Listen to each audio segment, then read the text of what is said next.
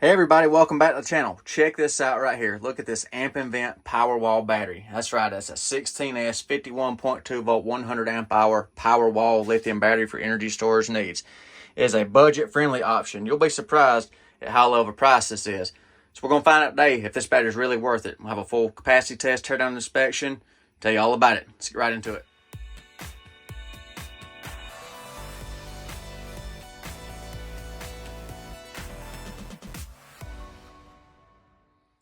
So I've been running the Powerwall battery from Ampinvt for a few weeks now, so I figured it's about time to share my thoughts on it with you and put it through its paces on film to see what it's made of.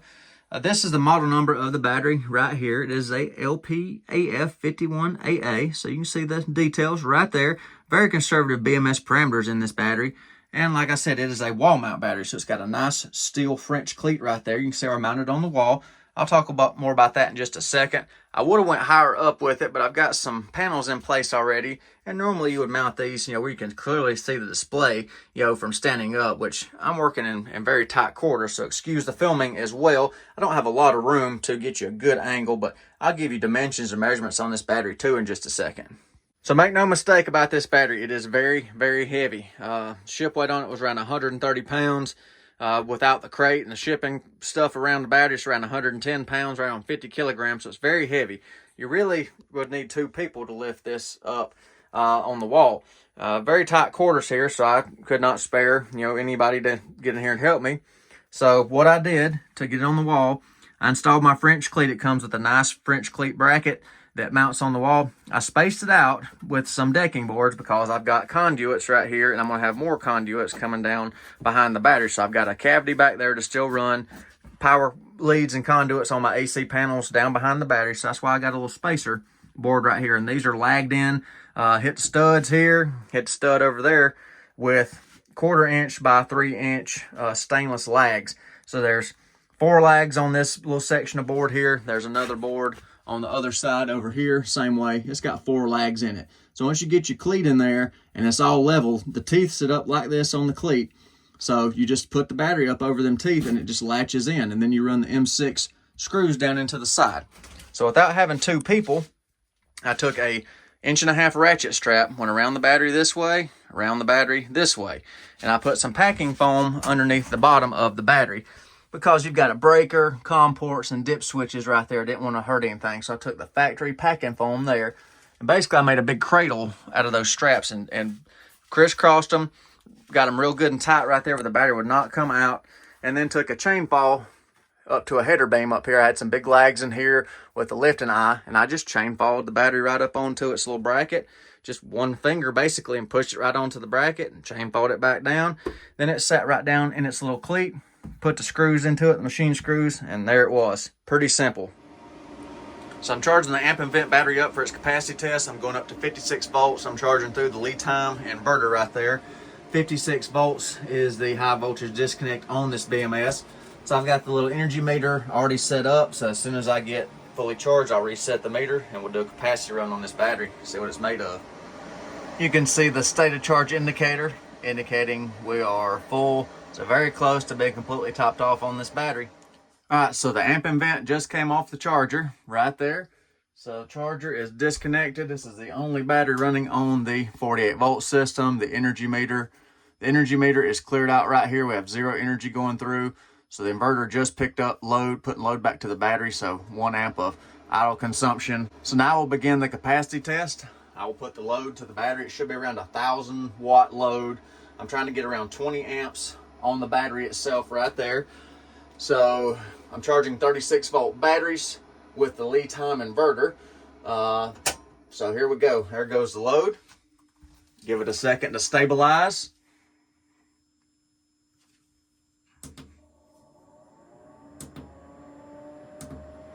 Now get you the display screen as we pick up the load right here. So right there we're around 1,040 watts, just a little bit under 20 amps. So it should run almost 5 hours. Let it run and I will see y'all after a while. Before I get too far into the capacity test, I want to show you its actual calculation on its BMS. So go right here and hit the enter key, hit enter again. We want to go to analog info. There's the pack voltage, the current that's coming out of the battery right there. Go down here to the cell capacity. Hit that, showing 98.03%. We'll see how accurate this is. So it's showing 98 amp hours remaining, and I've pulled 99 watt hours out of the battery so far. So let it run. Now I'll just show you the other data too live as it's running. Got here to the cell temperatures. So 15 degrees C through the pack. There's the BMS temperature, all the other readings that it has. And I have the low voltage cutoff on the lead time ran down to 44 volts to try to get everything out of the battery. So just showing you, co-witnessing all the readings. There's the actual load, 950 watt load on the lead time inverter. All right, coming up on the halfway mark on the Ampinvt Powerwall. So there we go, estimated halfway mark right there. Let's see what the BMS is showing its remaining capacity. Analog info, and we'll go down to cell capacity, enter. So the battery's internal meter is showing 49.56% left, corresponding pretty well. Just dropped below the 50 volt mark on the Ampinvt Powerwall, 49.95 volts and 4773 watt hours, so 4.77 kilowatts through the battery so far. And let's see what its calculation is on it, how much it's got left. So go down here to cell capacity, showing 9% left, so 9.5 amp hours left, and that much through the battery. Oh, I hope we make it. I hope we make it. All right, drop below 48 volts on the Ampinvt Powerwall, 4976, 47 volts. So let's see how much it says it's got left. 47.27 indicated on the BMS on the battery. And then the capacity left, it's got 1% left estimated, but the low voltage disconnect is 44.8, and I've got the inverter low voltage disconnect set at 44. So we'll see what happens. All right, the battery just shut down. The inverter and everything went down 5,000 watt hours out of a possible or rated 5120. A little bit shy of its rating. When I drug it flat, I drug it all the way flat. Look at that. All right, I reset the BMS through the user interface. I have no output. This is still connected to the output of the battery. So the battery's BMS is disconnected from the load terminals. So it's at 47.81 volts. I'm about to charge up and bring that voltage up to re-engage the load terminal in the BMS. So I connected a 16S lithium charger, a 15 amp charger to the battery. As soon as the charger went through its pre-check on the battery, it woke the BMS right back up, that little pulse current. So the battery is back online. I'm gonna let it charge for a little bit to bring this voltage back up, and then I'll do a teardown. I'll check everything in the battery and see how it's made and how it's built. Those of you that are gonna say, oh, it didn't make 100, it made 97.7% of its rating. Remember, this battery has very conservative parameters in the BMS. See, the charge voltage was only up to 56 volts. It's only 3.5 volts per cell. So that leaves a little bit of capacity on the table. And the dimensions on the battery, it's not much larger than a server rack. It's about 16 3/4 wide, 23 5/8 on the height. And distance from the wall, including the French cleat, that's with the French cleat back there, right at 7 inches. And if you look over on the right side of the battery, there's an indentation in the side of the case right there. See, it's flush. The terminals are tucked in to the side of the battery. You can parallel this battery up to 13. So you can have a large power system with large energy storage system if you put 13 of them together.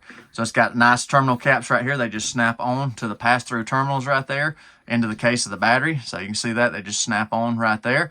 I use 2-gauge cable and 5/16 pure copper terminals on the end. So it's got M8 bolts to go in there, so standard size.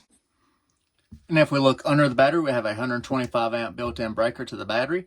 We have LED indicators for on and off. We have a run light, an alarm light, state of charge indicators. We got dry contacts, an address switch for setting your battery number if you're paralleling multiple batteries together. And it's got communication features. RS-45 and CAN communication, and even RS-232 if you need that.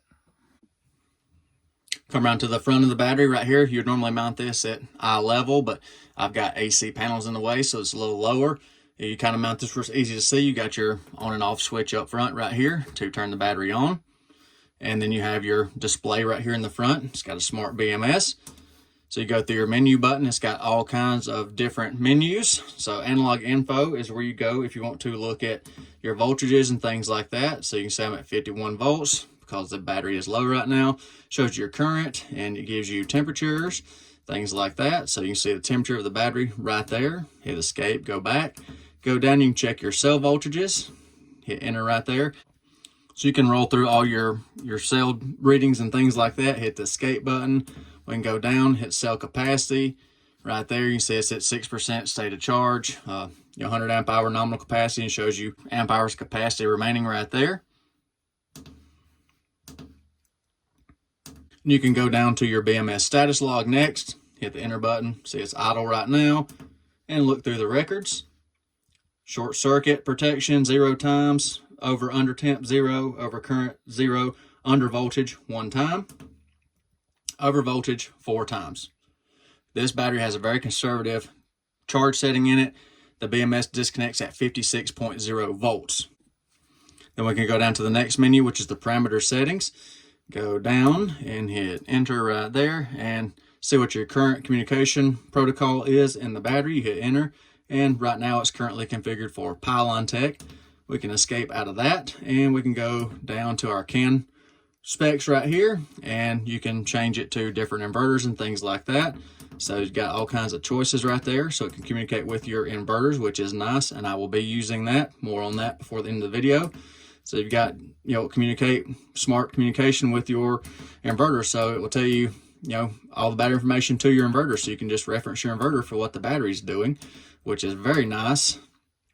And go down here to system settings and just showing you your baud rate and your version that's in the battery. And just hit escape back out and work my way back around to analog info, and that's just your basic display right there. The battery comes with a 1.5 meter Cat 5 cable right there. Very comprehensive user manual. Go over a couple of things in this too before in the video, but the ultimate goal is to have this Ampinvt power wall talk to that lead time inverter. I'll have you that in an upcoming video, hopefully. And here's a picture in the manual that kind of helps describe what I'm talking about with the little teeth on the cleat. So there's your bracket that mounts it on. It's got the teeth, and the battery just drops down onto those teeth, and it holds it there while you fasten the screws. So now time to check out the internal build quality and check the safeties on this battery. So there it is right there. I will get you set up on a tripod, and we'll look in the inside of this battery together. All right, I got the camera set up where we can kind of look at the same thing at the same time together. I'm looking straight down just like the camera is right here. So I'll go ahead and pop this cover off, and we'll take a look at the inside of this battery. Wow, check that out. Looks pretty good right off the start. I've got some cables right here on the front for the display. I need to either position this cover or remove those wires, so give me just a second. So there's a look at the cells and its overall build quality, construction. Very nice, bolted together bus bars on this one. Machine screw balance lead connections. Look at that. That is very well organized and very well put together. Nice big brackets right here to hold the cells back into the back of the casing, so you can sit it on the wall, of course.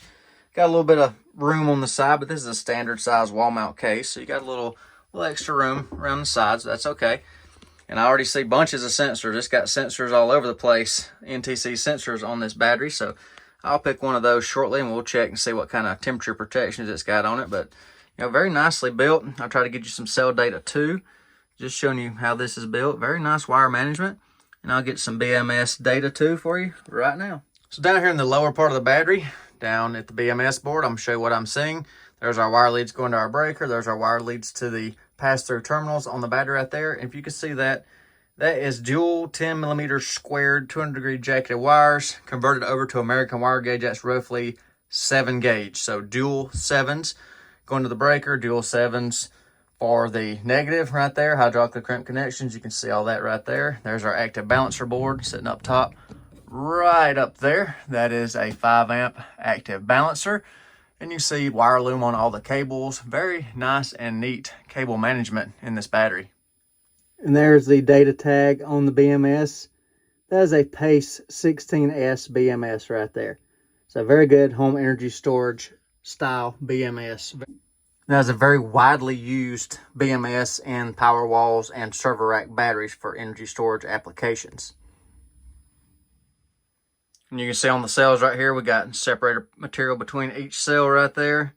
Just very nicely put together. It really is, especially for a budget-friendly battery.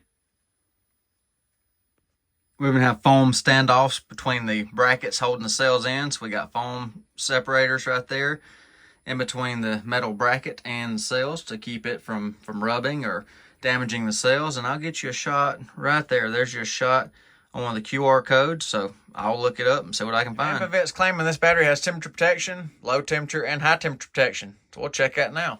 We've got one of the NTC thermistors pulled loose, one of the sensors on this battery. So I'm going to put you around the front. I'm going to put an ice pack on that sensor and see if we trigger low temp protection. Then we'll test for high temp. All right, so I've got the battery charging. Let's go right here to analog info. You see 14.97 amps coming in, and then the temperature right here. So here's the sensors. I'm going to put the ice pack on that sensor. So excuse the screen for a second while I tuck that sensor in. Place it in this ice pack. We'll see if we can trigger low temp charge protection on this battery, which it's claiming that it has it. So we'll see what happens. You can probably hear the charger behind me running. So give it a minute. Down to 6.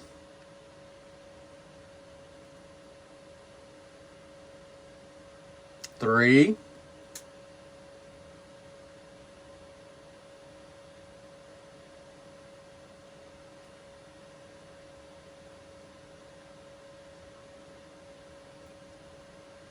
All right, 0 degrees C.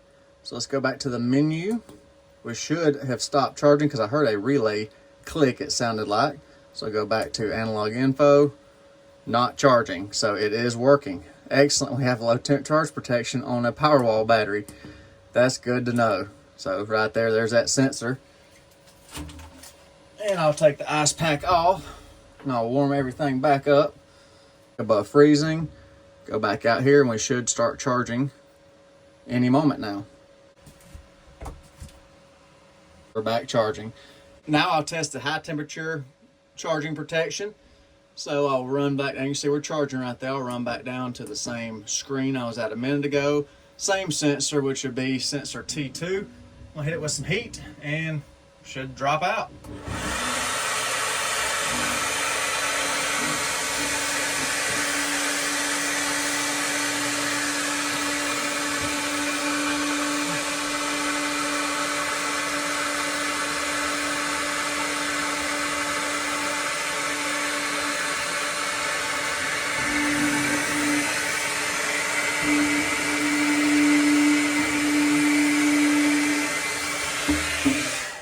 That cut off rather quickly. I'm sorry I did not get you back on that screen quick enough to see it drop out the charging right there. So let me go back right here to temperature. You can see it got up to 72 C. So it cut off well before that. So let me go back for you, back to the menu. So right there we have no charge yet. The sensor has not cooled down all the way yet.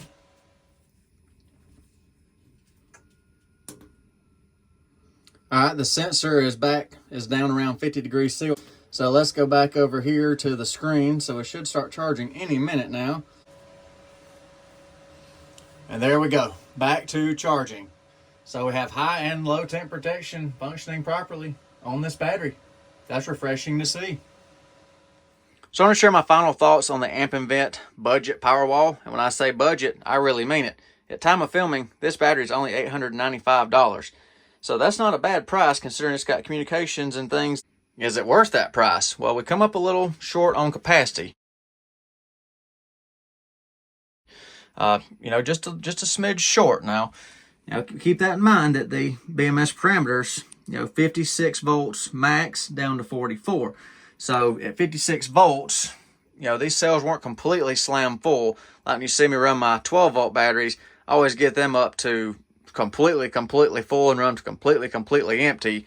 This one, you're not getting into the same voltage ranges right here due to the parameters in the BMS, which is fine because I don't charge my batteries above 55.2 volts anyhow, and I never discharge them below 48 on this kind of batteries. But let's check it again right here. Let me see what I got to complain about. Now, can't complain much about the build quality because that is put together quite well.